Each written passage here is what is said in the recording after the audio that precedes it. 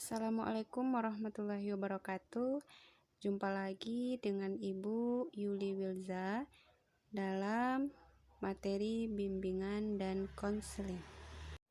Baiklah, hari ini kita mempelajari tentang komunikasi efektif. Nah, kita harus tahu dulu apa sih komunikasi itu? Komunikasi adalah proses penyampaian informasi dari satu pihak kepada pihak yang lain.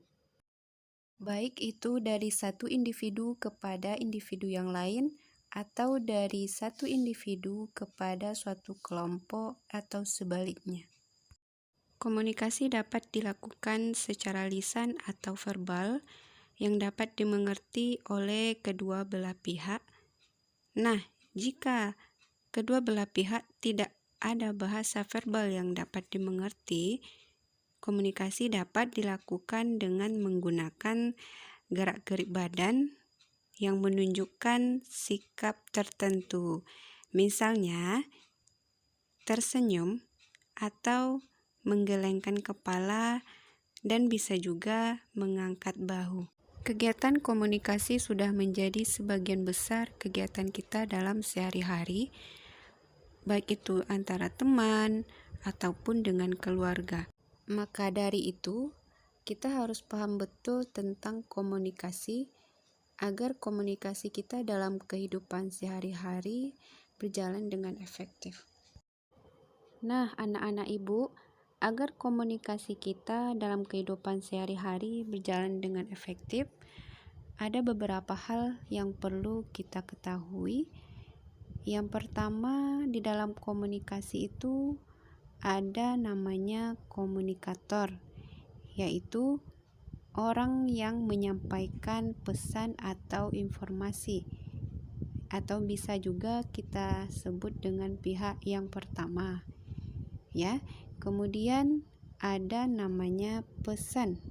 Nah, pesan ini adalah hal atau ide ataupun informasi yang akan kita sampaikan kepada pihak yang kedua.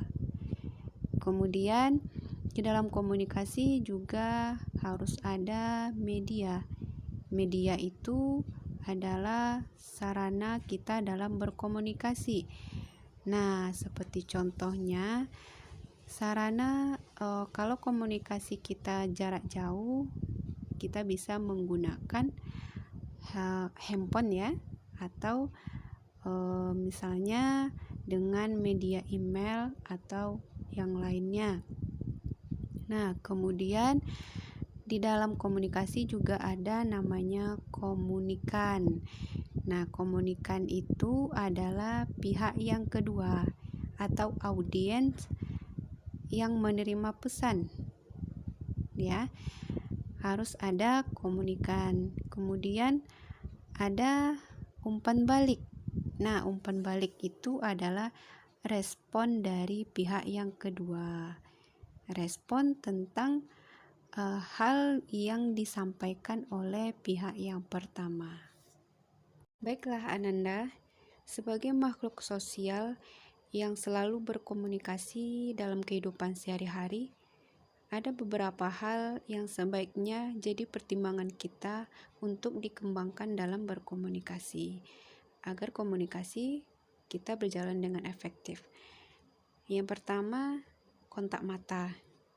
Nah, jika kita berbicara dengan orang lain, lakukanlah kontak mata dengan baik. Contohnya, jika kita berbicara, tatap mata orang tersebut dan jangan alihkan tatapan mata kita kepada yang lain. Kemudian, ekspresi wajah. Nah, dalam ekspresi wajah ketika berkomunikasi, kita harus memperhatikan ekspresi wajah kita. Jangan sampai ekspresi wajah kita menyinggung lawan bicara kita. Kemudian postur tubuh, ya. Postur tubuh juga perlu kita perhatikan dalam berkomunikasi. Selanjutnya, selera berbusana. Selera berbusana juga mempengaruhi komunikasi kita dalam kehidupan sehari-hari.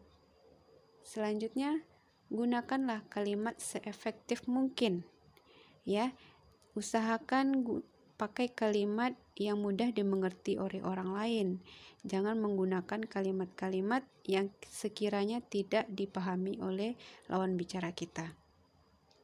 Kemudian, jangan mengungkapkan pengulangan ide atau pokok bahasan. Nah, ini maksudnya di dalam berkomunikasi, lakukanlah dengan lancar, jangan berbelit-belit. Kemudian, jangan berbicara terlalu lambat agar apa yang kita sampaikan akan mudah dipahami oleh lawan bicara kita. Kemudian, hindari gumaman yang terlalu sering. Nah, hal ini harus kita hindari agar lawan bicara kita tidak tersinggung ya. Kemudian, hindari humor yang tidak perlu. Baiklah anak-anak, sekian materi kita hari ini. Sampai berjumpa dengan materi selanjutnya. Assalamualaikum warahmatullahi wabarakatuh.